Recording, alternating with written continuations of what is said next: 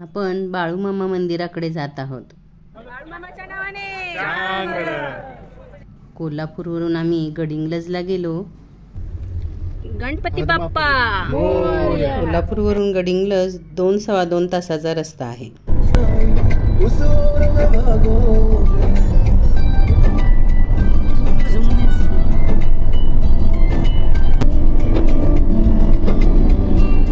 गडिंग्लजला माझी भाची आणि जावई आहेत। गडिंग्लजवरून आदमापूर 1 तास अंतरावर आहे। तिथला परिसर खूप छान आहे। जाताना रस्त्यातून अगदी मस्त असं हिरवीगार सर्व रंगांची छटा आपल्याला दिसते। पाऊस छान झालेला आहे। खूप छान वाटत होतं। असं वाटत होतं हा प्रवास संपूच नये, इतका मस्त असं गारवा थंड असं वाटत होतं। भर दुपारी 3 वाजता आम्ही निघालो तरी सुद्धा अजिबात जाणवत नव्हतं। खूप आल्हाददायक वातावरण होतं। तुम्ही बघू शकता रस्त्याच्या कडेने शेती, झाडं, रोपं वेगवेगळ्या हिरव्या रंगांमध्येच वेगवेगळ्या छटांमध्ये भरलेली दिसत आहेत। पाऊस छान झाल्यामुळे वातावरण खूप छान होतं आणि रोडही छान असल्यामुळे जायला अगदी 1-1.25 तास लागला। 40-42 किलोमीटरचं अंतर आहे। गडिंग्लजवरून तुम्ही अगदी सकाळी जाऊन संध्याकाळपर्यंत किंवा अर्ध्या दिवसात तुम्ही परत येऊ शकता। आपण शहरामध्ये असतो तेव्हा वॉटर पार्क, पिकनिक, रिसॉर्ट अशा वेगवेगळ्या ठिकाणांना भेटी देत असतो। त्याऐवजी आपण असं गावाकडे आल्यानंतर अशा देवाच्या ठिकाणी किंवा वेगळ्या ठिकाणी आपण आपल्या गावाकडच्या ठिकाणांना भेट दिली तर त्याचा प्रसार आणि प्रचारसुद्धा होईल आणि आपल्याला माहितीसुद्धा होईल। आपण बाळूमामाच्या गावात पोहोचलो आहोत। खूप मोठं मंदिर आहे। परिसर खूप छान आहे। संगमरवरी मंदिर आहे।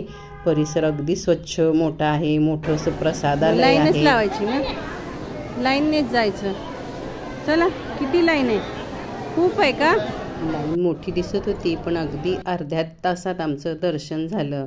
शक्यतो आपण लाईन लावून दर्शन घेतलं तर मनालाही समाधान वाटतं, पण वेळेअभावी आपण तसं कधी कधी करत नाही। अर्ध्या तासात आमचं दर्शन झालं। बाळूमामाच्या त्या मंदिरात खरं तर कॅमेरा अलाउ नव्हता, पण थोडंसं जेवढे शक्य तेवढे फोटो व्हिडिओ काढले आहेत। दर्शन अगदी शिस्तीत झालं, व्यवस्थित झालं आमचं। लांबूनच दर्शन आहे। परिसर आणि मंदिर मात्र खूप छान आहे। या भागात कधी गेलात तर बाळूमामाच्या मंदिराला जरूर भेट द्या। कोल्हापूरवरून गडिंग्लज 2 तास आणि गडिंग्लजवरून 1 तासाचा प्रवास आहे। मंदिराबाहेर तुम्ही बघू शकता बाळूमामाचा आवडीचा अगदी जिवलग त्यांचा कुत्रा आणि मेंढीच्या पितळेच्या मूर्त्या 2 उभ्या केलेल्या आहेत 2 बाजूला। एका साईडला कुत्रा आहे आणि मेंढी आहे। दत्ताचं मंदिर सुद्धा खूप सुंदर आहे। उंबराच्या झाडाखाली मंदिर आहे। कोणत्याही स्वरूपात आपण देणगी दिल्यानंतर प्रसादाच्या स्वरूपात धान्य मिळतं, ते घरात ठेवल्यानंतर भरभराट होते असं म्हणतात। इथे अन्नछत्र चालवलं जातं। अन्नधान्याच्या रूपात सुद्धा देणगी घेतली जाते। आपण स्कॅन कोड करून सुद्धा देणगी देऊ शकतो।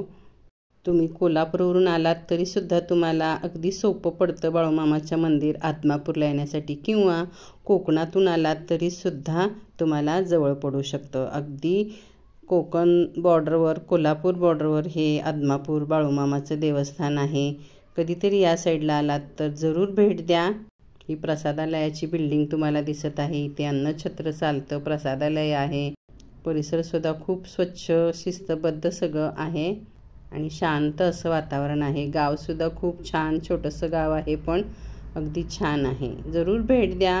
या सीझनमधले तिथले वातावरणसुद्धा खूप छान असतं। आपल्याला खूप छान वाटतं। जरूर भेट द्या। आवडल्यास लाईक, सबस्क्राईब, शेअर करा। धन्यवाद।